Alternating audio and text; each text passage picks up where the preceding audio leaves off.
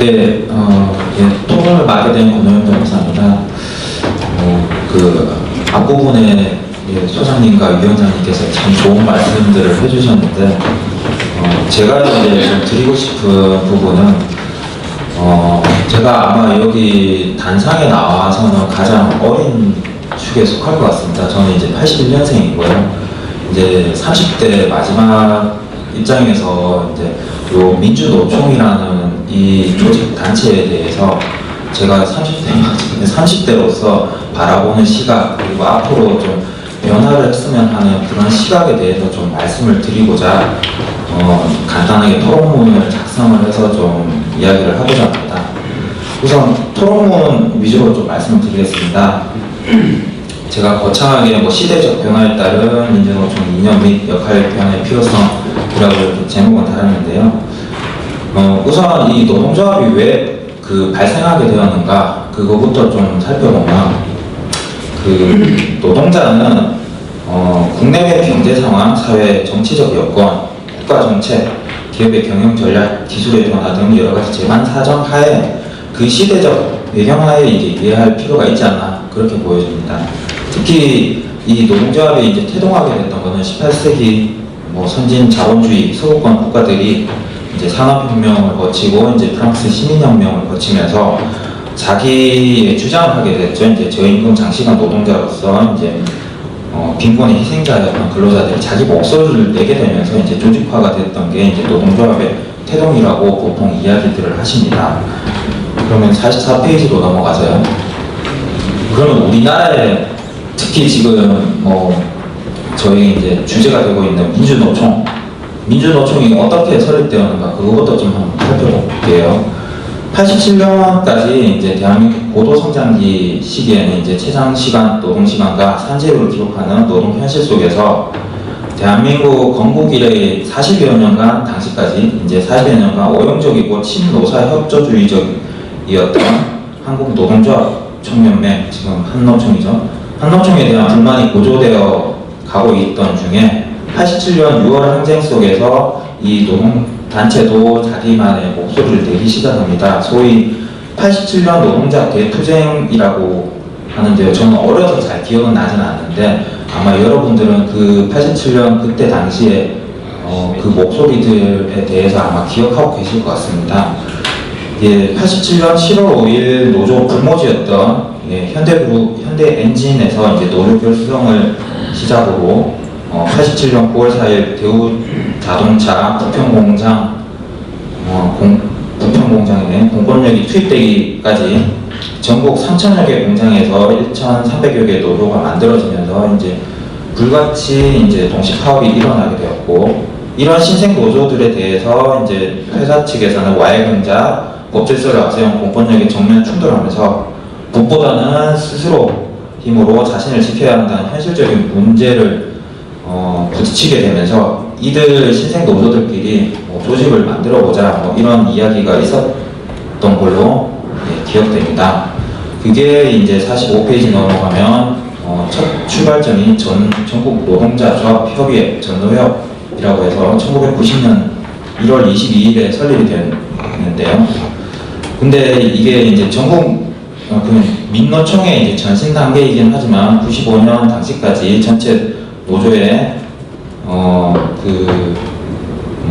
전국 노조 중에 이제 한노총 외에 이제 민주노총 계열로 볼 수 있는 그분들의 목소리를 대변하다가 이제 1995년 11월 11일에 당시 노동조합원 167만 명 중인 4분의 1인 42만 명이 이제 참여한 민주노총이 설립하게 됩니다. 근데 민주노총 당시에 95년 11월 11일 창립 선언문을 보면 이 창립 선언문은 민노총 홈페이지에 있는 건데요.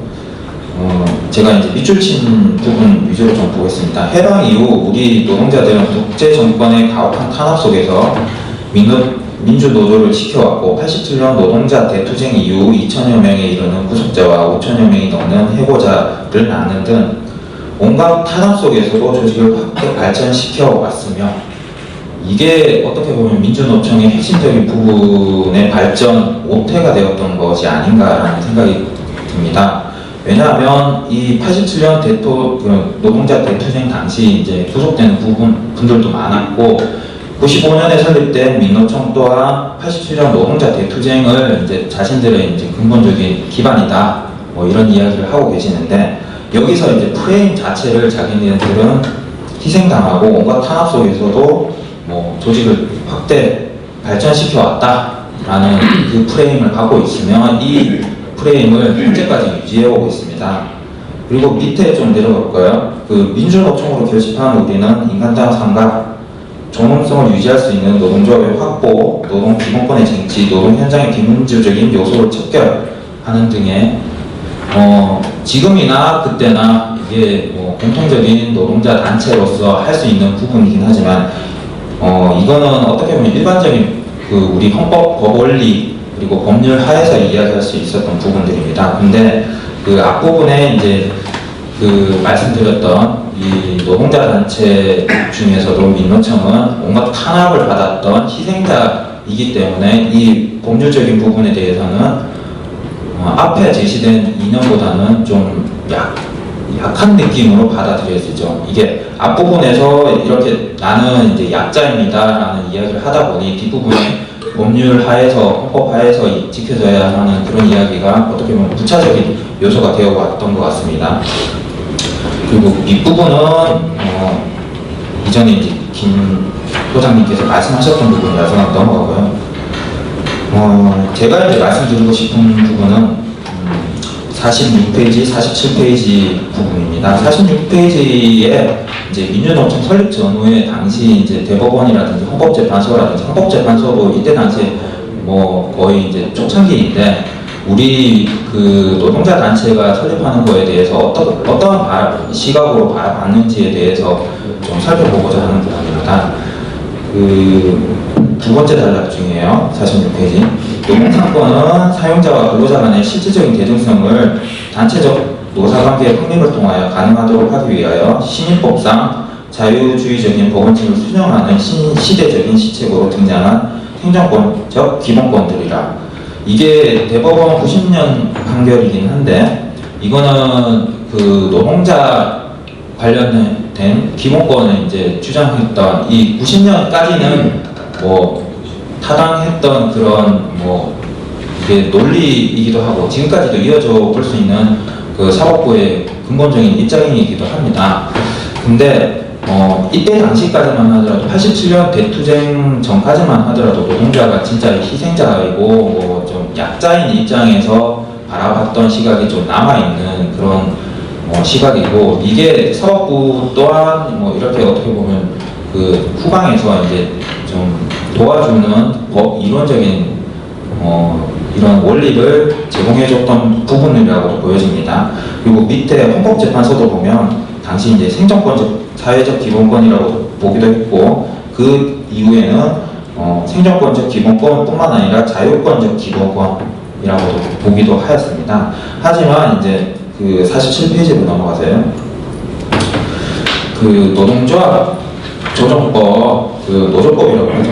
노조법 37조 1항에서는 쟁의행위는 그 목적, 방법, 절차에 있어서 법령, 기타 사회 질서에 위반되어서는 아니 된다라고 규정하고 있고 동조 2항에서 조합원은 노동조합에 의해 주도되지 아니한 쟁의행위를 하여서는 아니 된다고 규정함으로써 원칙적으로는 합법의 테두리 내에서 근로자 단체 또한 자신들의 권리 주장을 행할 것을 요구하면서 대법원도 97년 그 판결을 보면 쟁의행위가 노조법 소정의 형사상 책임이 면제되기 되는 정당행위가 되기 위해서는 반드시 그 쟁의행위의 주체가 단체 교섭이나 단체 협약을 체결한 능력이 있는 노동조합일 것이 요구되고 일부 조합원의 집단이 노동조합 승인 없이 또는 그 지시에 반하여 쟁의행위를 하는 경우에는 형사상 책임이 면제될 수 없다. 그러니까 이게 뭐 합법 테두리 내에서 하라는 그런 이야기를 계속 반복적으로 하고 있죠. 근데 이런 민노총이 그 진정한 노동자 단체로서 적정한 역할을 하지 못하게 된 이유를 제가 그 법률가로서 아니면 이 80년대생 노동자로서 좀 분석을 해보면 이런 부분이 있지 않나라는 생각이 좀 듭니다. 이게 95년도에 민노총이 이제 설립되고 97년에 바로 IMF가 오지 않았습니까? IMF가 오면서 IMF에서 요구를 했던 게 노동시장의 유연화를 요구를 했던 것 같습니다. 이와 같은 노동시장의 유연화에 따라 그 대한민국 내에서는 부득이하게 하기 싫어도 노동시장의 유연화를 따를 수밖에 없었던 그런 부분이 있었습니다. 기존 대한민국의 이제 노동운동의 동질성이 이제 금이 가기 시작한 거죠. 이제 노동시장 내에서도 48페이지입니다. 노동시장 내에서도 이제 경쟁이 스스로 노동자들끼리 경쟁을 할 수밖에 없었던 그런 사회적인 현실적인 문제가 발생하게 된 걸로 보여집니다. 이제 그 노동자들끼리 자기 이익만을 쫓는 경쟁자 지위가 됨에 따라 노동시장 내에서도 상이한 지위가 점차 노조의 지위에도 반영되기 시작하였고, 이제 주변부 노동자들을 대변하는 노조들은 정치 노조주의, 특권적인 중심부 노동자들을 대변하는 노조들은 실리적인 경제 노조주의를 택하게 됨으로써 서로 이제 노노 간의 갈등의 시발점이 되었다고 볼 수 있고, 이게 어떻게 보면 지금 정규직과 비정규직의 노노 갈등의 이제 시발점이 된 부분이 아닌가라고 보여집니다. 어떤 이는 그런 이야기들을 하고 계십니다. 이제 두 번째 단락에 보시면 이게 그 대한민국 노조 운동이 이제 처음에는 기업 노조에서 이제 산별 노조로 변화를 하게 된 게 강력한 조직력이 필요하고 선진국에서 대부분 이제 산별 노조를 따르기 때문에 우리도 산별 노조로 따라야 된다, 그런 이야기들을 하시지만, 이 산별 노조 또한 어떻게 보면 이제 조직이 거대화됨에 따라서 관료와 노동 귀족화가 되고, 조합 내부에서 민주 집중의 문제가 있고 일반 조합원들에 대해서는 무관심이 있으며, 개별 기업의 기업 특수성인 이제 신기술 도입, 신자유주의 사상으로 인한 기업의 탄력성 및 유연성 확보 미흡 등에 이제 대응하기가 힘든 부분이 있습니다. 이게 시대적인 변화에 따라서 이제 이렇게 노조 또한 이제 그 가치라든가 이 노동조합원들에 대해서 어떻게 하면 이제 노조원들에 대한 이제 복지라든지 그 미래지향적인 이런 가치를 제공하는 게 아니라 어떻게든 조직을 굴리자. 과거 이제 87년에 우리가 조직이 약하다 보니 당했다, 이런 프레임만 가지고 이제 이야기를 하시다 보니 좀 건설적인 이야기를 못 하셨던 것 같다는 느낌을 받습니다. 마지막으로 이제 49페이지로 넘어가서요. 제가 이제 드리고 싶은 부분은, 저는 어쨌든 이게 이제 갓 40대를 바라보고 있는 축이긴 한데, 30대까지 이제 저 또한 이제 과거에 회사에서도 있어보고 이제 노조도 이제 좀 바라보고 직접 경험도 해보고 했던 일종의 변호사로서의 시각에서 바라본다면 노조가 너무 과거에만 몰입되어 있다는 시각을 좀 보고 있습니다. 최근에는 노조로서 특히 이제 민노총은 더 그런 부분이 심하다고 생각되었습니다. 두 번째 단락으로 보면 이제 대한민국 초고령 사회에서 근로자 집단 간의 기득권 문제, 그리고 초저출산 문제와 맞물려 가지고 신규 어린 근로자 집단의 상대적인 열세 문제에 대해서 민주노총이라고 이야기하시는 그분들이 진짜 노조원들을 위한 이야기를 하고 계신가, 이런 부분에 대해서 좀 고민을 해보셨으면 좋겠습니다. 더군다나 초연결, 초지능이라고 이제 특징 지어지는 4차 산업이 되면 인간과 기계 간의 일자리 분쟁이 더욱더 심화될 수밖에 없습니다. 기존에 사주 입장에서는 그 노조 문제가 이제 심각해지고 나면 이 노조 문제를 탈피하기 위해서라도 기계로 대체화하는 그런 일을 할 수밖에 없습니다. 그래서 지금의 민주노총이라고 하신다면 이런 인간과 기계에까지 고민을 해서 이게 일자리 창출 혹은 기존 기득권과 새로운 노조 근로자 간의 중간지대로서 할 수 있는 그런 이념 내지 노조 원들이랑 복지 이런 부분에 대해서는 고민이 좀 부족한 것 같습니다. 그래서 이런 부분에 대해서 좀 더 새로운 시대에 맞는 노조 이념을 제시해 줄 수 있는 민노총으로 탈바꿈해 주시기를 어떻게 보면 기대하는 국민 중에